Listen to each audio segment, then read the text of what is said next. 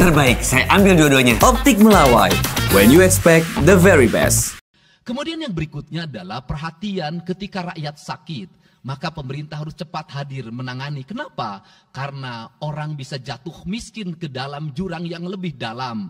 Manakala dia sakit tidak ada yang mengobati, BPJS-nya tidak mampu mengcover, biaya untuk ngontrak selama dirawat di Hasan Sadikin tidak punya, biaya untuk makan untuk keseharian tidak ada, sedangkan tulang punggungnya berhenti karena sakit. Ini masih bicara kemiskinan hubungannya dengan pendidikan. Saya sampaikan bahwa problem kita saat ini, saat pemerintah menggratiskan sekolah sampai SMA, swasta masih bayar, maka gratis itu tidak punya makna. Saya tadi di jalan itu bertemu dengan orangnya menangis di depan saya karena seragamnya tidak bisa terbayar. Saya katakan harga seragam berapa? 1,5 juta. Saya balik, jajan anak ibu berapa? Sehari 20.000. Apa sih yang terjadi? Yang harus diperbaiki bukan hanya pemerintah, tetapi juga masyarakat harus diperbaiki. Apa yang harus diperbaiki? Ke sekolahnya harus selalu gratis, tapi biaya konsumsi anaknya selalu diikuti. Apa artinya gratis? Kalau bekal ke sekolah 50.000 per hari. Negara mengeluarkan biaya, tapi orang tua mengeluarkan biaya. Maka kami sudah mengeluarkan surat edaran. Yang surat edaran itu sesungguhnya sebagai upaya sistematik dan menyeluruh sampai tingkat pendidikan dasar, walaupun itu bukan kewenangan gubernur. Tetapi dari sisi surat edaran gubernur bisa dijadikan landasan bagi para bupati dan wali kota membuat surat edaran yang sama. Apa sesungguhnya yang menjadi alam pikiran saya? Alam pikiran saya, kemiskinan terjadi bukan hanya pada persoalan menurunnya pendapatan, tetapi kemiskinan terjadi yang paling besar adalah karena meningkatnya biaya hidup.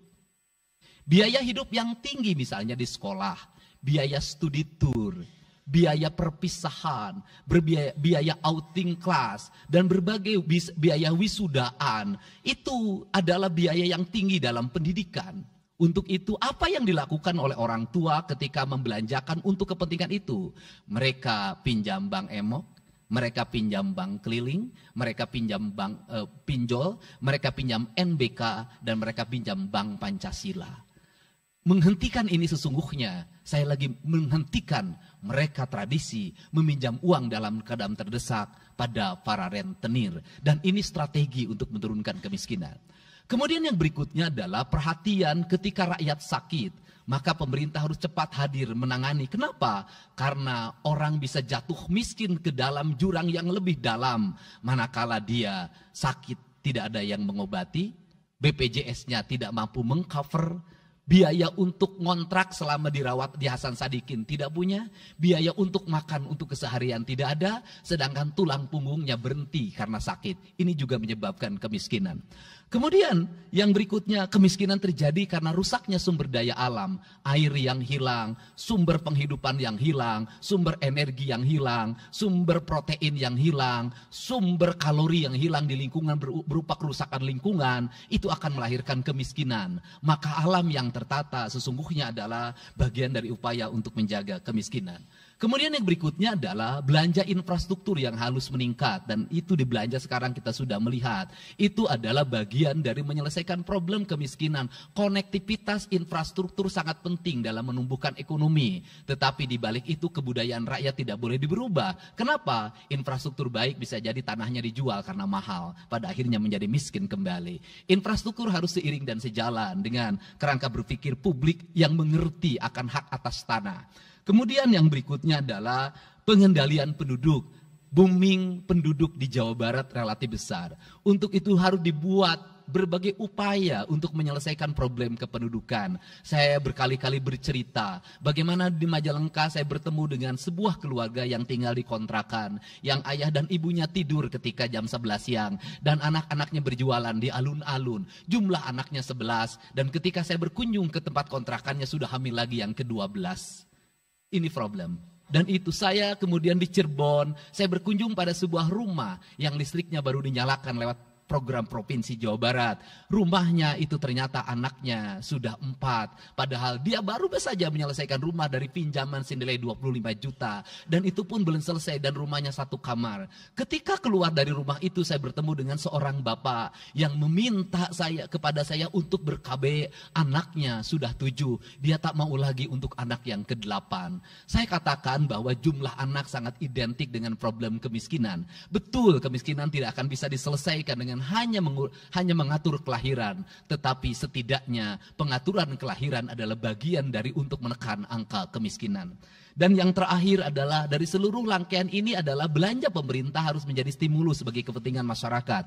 Maka jumlah-jumlah proyek harus terus segera digulirkan, digelontorkan menjadi kegiatan publik sehingga banyak orang yang kuli, banyak orang yang nyapu, banyak toko-toko yang buka, semen terjual, besi terbeli, dan kemudian regulasi ekonomi berjalan. Warung-warung bisa menjadi tempat para kuli siang hari makan siang. Dan ini adalah bagian dari strategi stimulus ekonomi yang digulirkan oleh pemerintah itu memiliki sumbangsi terhadap 12% pertumbuhan.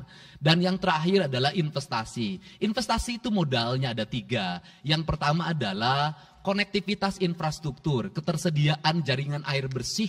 Kita jujur hari ini saya sampaikan ke DPRD, banyak perusahaan-perusahaan yang masih menggunakan air bawah tanah tapi tidak berizin. Bayar pajak tidak, jalan terus. Karena kalau dihentikan mereka pabriknya berhenti. Setelah itu apa? Mereka menjadi objek pemerasan beberapa pihak dalam setiap bulan karena dianggap melanggar perda. Tetapi kalau juga mereka dihentikan, maka pabrik itu berhenti. Dilema itu harus segera diselesaikan. Caranya bagaimana? Caranya adalah pemerintah provinsi melalui Bapeda hari ini harus segera merancang daerah-daerah yang menjadi kawasan industri harus dibangun fasilitas infrastruktur jaringan air bersih dalam bentuk investasi pemerintah sehingga nanti dikoneksikan dengan PAM-PAM atau PDAM di setiap kabupaten kota secara terkoneksi. Dan ini jalan bagi kita menyelamatkan lingkungan dan menorong pertumbuhan PDAM di setiap kabupaten kota. Karena apa? Karena angka pembayaran yang dilakukan oleh industri jauh lebih baik dibanding angka rumah tangga dan angka-angka layanan sosial lainnya. Itu yang pertama. Yang kedua adalah